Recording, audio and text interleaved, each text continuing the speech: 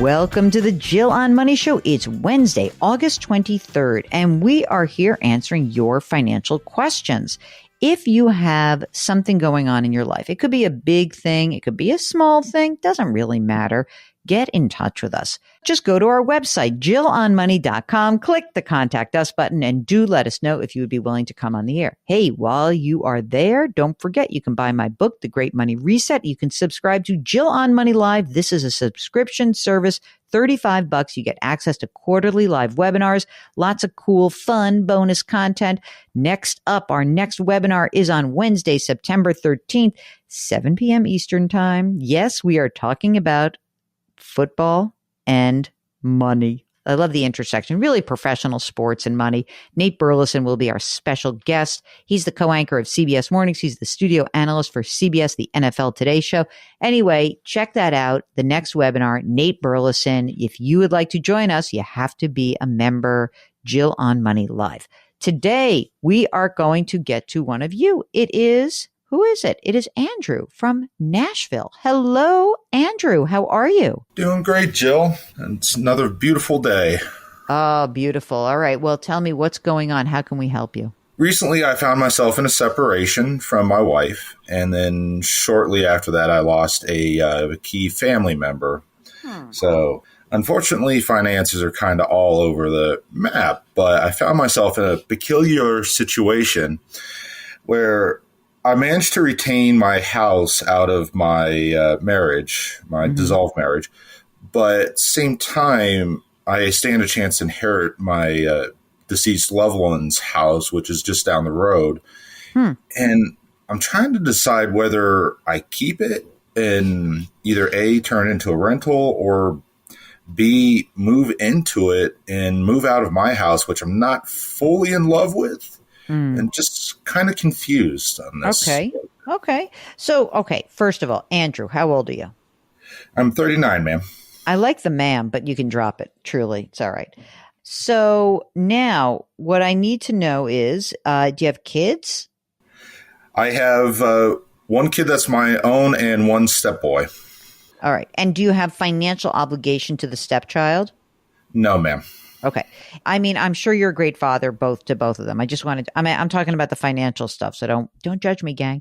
So your one child is how old? He is 5 years old. And the step is how old? He is 14. Okay. In the divorce, is there child support that you're going to owe? Yes, ma'am. It's about $700 a month. Okay. And are you working right now, Andrew? Yes, ma'am. How much do you earn? My yearly earnings range between about 120 to 150. Okay. That's great. And was there any alimony? Usually not so much anymore, but I'm just wondering if there was alimony as part of the decree. There was, but she was paid out in a lump sum. Oh, good for you. That's so much easier, isn't it? It's one more thing not to have to talk to somebody that you've just divorced. All right. Now let's drill down and talk about some of the money stuff.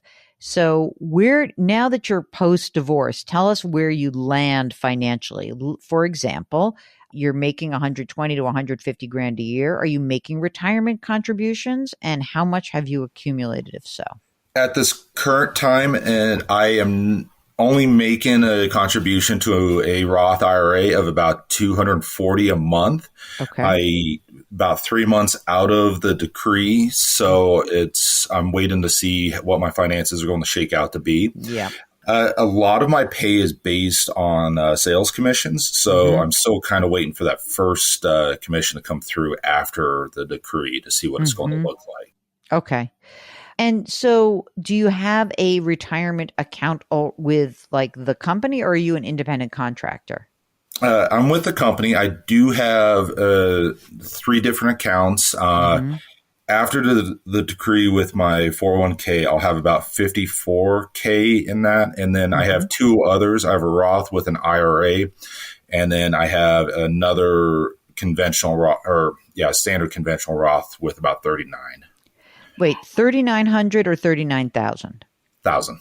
Okay, 39,000. That was a traditional or a Roth IRA? That's a traditional. And the Roth IRA has how much? 25,000. Okay, got it. What about cash in the bank?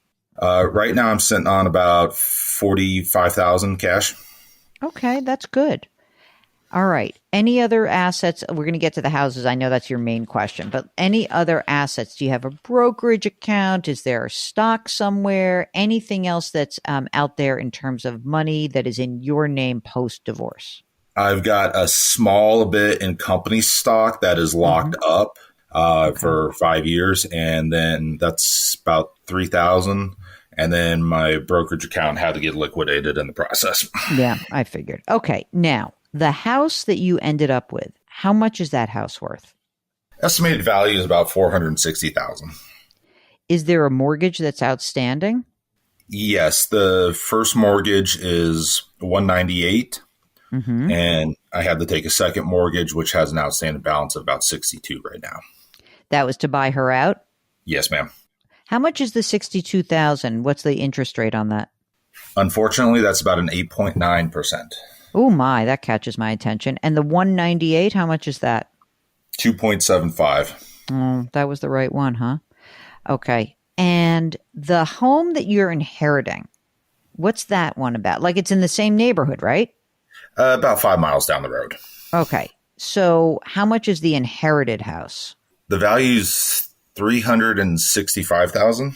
Okay. And is there a loan that's outstanding on it? Yes, the outstanding loan is about 120,000 with a 2.65% interest rate. Wow. And that was held in the deceased's name only? Yes. Is there any downside to you moving? I think the biggest thing with the downside would be I would lose the school that I specifically wanted my son to go into. Oh, that's big. Is there anything else in the inheritance that you will need to factor into this? I'm anticipating, after working with my sibling, that I would probably walk away with about $70K in cash assets. Okay. And that I anticipate to use to pay off the second mortgage on my first one. Okay. That's great. You don't really know what your cash flow is going to be like after we have $700 a month in your child support. But I guess what you're asking me is whether it's worth it to keep the inherited home as rental property. Is that right? Yes, ma'am. What do you think you could earn in rent on that? I'm anticipating it would probably gross about $1,800 a month. Wow. And that would leave, before expenses, that would leave about 1,000 of positive cash flow. That would be kind of good. So you would say, okay, like again, making this up as like fantasy land, you're doing this thing, but you keep the house, it generates $1,000 a month, you live in your current home, and again, the 70 grand you inherit, you pay off the second note, the second on your primary residence. Now you can basically afford this. Now the $1,000 a month is there as free cash flow. And then eventually, once your kid is some age, you would maybe move into the inherited property. Yes, I think that could be an option. I'm anticipating 6 years in the school he's in, as he just started being a kindergartner.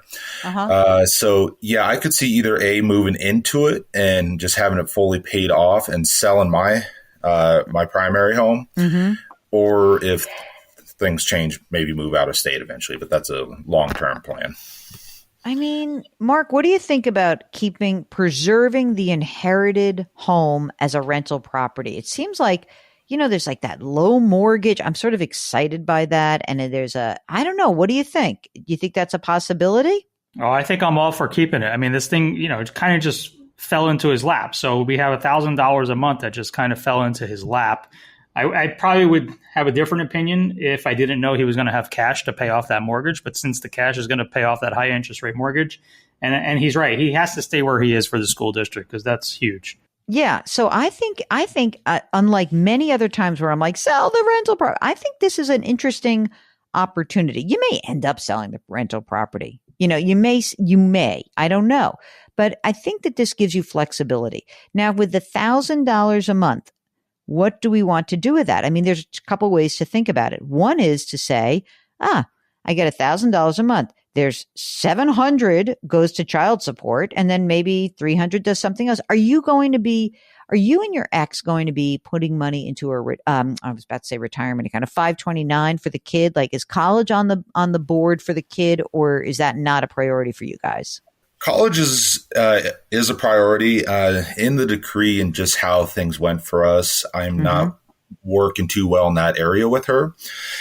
But I do have about 20,000 already established in a 529. And the other thing with Tennessee, if a student graduates high school and works their cards right, they actually could get the first 2 years of school for free provided by the state. God, that's great. So this is what I would do. I almost would use the rental property as, like, let's think of it as kid property, right? $700 a month from the rental goes for your child support. $300 a month goes into the 529 plan. I would let that just chug along. Now you can just live on your own cash flow to let that happen. Remember, that 8.9% loan is going to be gone. Your expenses are going to be lower. And now you can really concentrate more on life post-divorce, where you are rebuilding. I know that half of your accounts were split with your ex. And so that means you got to rebuild, but you're young. And this weird timing thing, it's unbelievable, really, that you go through this like sort of like a double tragedy, divorce and death. And that's just a lot for you to go through. And it's weird that you're fortunate in that it actually will help you get through the financial crunch of what's, like the right now. And I think that that's weird and lucky, and it must feel strange, but it's a great opportunity for you to rebuild. And so I think that Mark and I feel comfortable saying, like, let's keep the rental property. Let's see how it goes. Look, if it becomes a pain in the neck and you really hate it, you'll sell it. So what? Right? That's true. That's true. Yes, ma'am. Like you have an asset. I always think that people are funny about real estate. I'm like, it's an asset. It's a stock. It's like you could sell it if you had to, and you're in a hot market. And you're in a great market because people want to move to Nashville. All right. Did you redo your estate documents after divorce? That is on my to-do list at this time. I think I will be establishing a trust versus like a standard will. Okay. Just between the divorce and everything. I got you. Enough said. Don't worry. Understood. Let's get that done. And are you, sometimes with divorce decrees, you are actually asked to carry life insurance. Is that part of your decree? It is not, but I carry it for my son. Good. Okay. How much do you have? Believe it's about $750,000. Okay. Good. All right. I think you're in good shape. I'm intrigued. Stay in touch. If you have any other questions, we're here to help you out. I'm sorry you've gone through these, it's like a lot. It is. Are you trying to do every life transition? Let's see if you can have a baby and change jobs. Let's do that too. I tend to do things big when I do it. So you're a Mr. Go Big or Go Home? Yes. All right. Well, we wish you the best. And we're here if you need any follow-up, okay? Wonderful. Appreciate it, Jill. My pleasure. Okay. That is Andrew from Nashville. And see, for those of you who say I never like rental property, we're saying keep it as rental property. If you've got a big life transition, well, we are here to help you out. Just go to our website, JillOnMoney.com, click the Contact Us button. Let us know if you'd like to come on the air. Don't forget, lots of free stuff on the website. There's the blog. There's the free weekly newsletter. There's other programs. There's the resources section. Everything is right there, JillOnMoney.com. All right. Do me a favor and put your hands metaphorically on someone's back. You see, like someone like Andrew, you don't know. Someone's going through a divorce. Someone's got a problem. Just reach out. Do something nice. It'll make you feel better. It's going to make that person feel better. Change your work, change your wealth, change your life. Thank you for listening. We'll talk to you tomorrow.